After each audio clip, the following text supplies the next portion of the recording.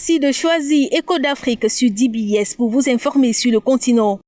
Au Burundi, les électeurs ont voté mercredi pour les élections communales, législatives et le premier tour de la présidentielle, dont 7 prétendants sont en lice.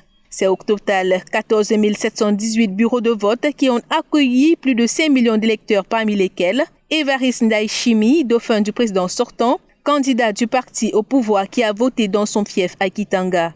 Son principal challenger, le chef de file de l'opposition Agathon Rwasa, a accompli son devoir citoyen dans la localité de Gozi, dans le nord du pays. Les opérations de dépouillement ont commencé juste après la fermeture des bureaux de vote en début de soirée. Selon le porte-parole de la CENI, les résultats provisoires sont attendus lundi ou mardi.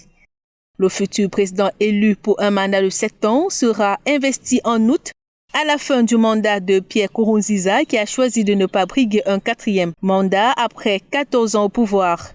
En février dernier, le président sortant a été élevé au rang de guide suprême du patriotisme par l'Assemblée nationale et restera le président du Conseil des sages du parti, l'organe qui en prend les décisions les plus importantes. Au Bénin, la commission électorale a publié ce jeudi 21 mai les résultats provisoires des élections communales du 17 mai dernier. L'Union progressiste et le Bloc républicain, les deux partis de la mouvance présidentielle, ont raflé 1555 sièges, des 1815 en compétition, soit 77% des votes.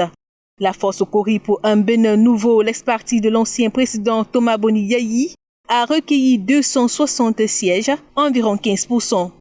D'après la SENA, le taux de participation nationale est de 49,15%, mais l'opposition qui avait appelé au boycott de ces échéances a avancé un taux plus bas, 25%. À noter que c'est auprès de ces partis que les candidats à l'élection présidentielle de 2021 devront négocier les parrainages pour valider leur dossier. Au Lesotho, l'ancien ministre des Finances Mokesi Majoro a officiellement pris ses fonctions de Premier ministre mercredi, au lendemain de la démission de Thomas Tabane après plusieurs mois de crise politique. Âgé de 58 ans, le nouveau chef du gouvernement a présenté ses excuses pour ses erreurs lors de sa première déclaration. Il a rajouté œuvrer pour servir la nation et de renouveler sa confiance dans son gouvernement. Désormais à la retraite, Thomas Tabane reste sous la menace de la justice de son pays, dans l'affaire du meurtre de sa première épouse. Sa deuxième femme, Massia Tabane, 43 ans, a déjà été inculpée dans le cadre de cette affaire. Au Malawi, la tension grimpe à l'approche du nouveau scrutin présidentiel prévu le 2 juillet 2020. La coalition des défenseurs des droits de l'homme du Malawi vient de lancer un appel à une nouvelle manifestation nationale le 28 mai prochain contre la commission électorale. Selon la HRDC, le but est de forcer à la démission les membres de l'institution, dont la présidence Jane Ansa. Depuis l'annulation en février dernier de la présidentielle de 2019 pour fraude et irrégularité par la Cour constitutionnelle, des voix se lèvent dans le pays pour dénoncer l'incompétence de la commission électorale qui avait donné le président sortant vainqueur de ce scrutin. Au Mali, le chef de l'État Ibrahim Boubacar Keïta vient de gracier 400 détenus pour freiner la propagation du nouveau coronavirus. Si aucune précision n'a été fournie sur le profil des autres détenus qui vont bénéficier de cette grâce présidentielle, d'après un communiqué de la présidence, le prêcheur Badjougou Djoumba figure dans la liste. Il avait été arrêté en février et condamné début mars à 2 ans de prison pour des propos faisant l'apologie des chefs djihadistes Iya Gali et Amadou Koufa.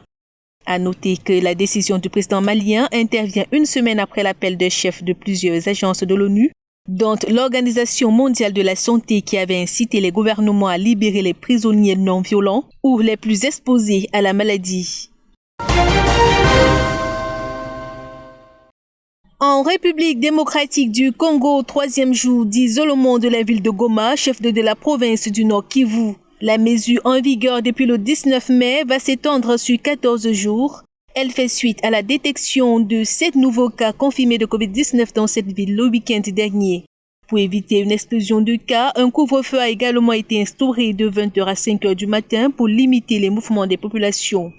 Dans le même élan, les autorités ont rendu le port du masque obligatoire dans la ville et dans tous les milieux publics. Et puis pour lutter contre cette pandémie, le Zimbabwe s'est compté sur le soutien de la Chine. Depuis le début de la pandémie, des équipes de médecins sont arrivées à Harare en provenance de Pékin et déployées à travers le pays pour prêter main forte au personnel de santé. Pékin a également envoyé un important stock de matériel médical dont le Zimbabwe a besoin pour faire face à cette pandémie. Le président gambien Adama Barrow a prolongé de 21 jours l'état d'urgence dans son pays.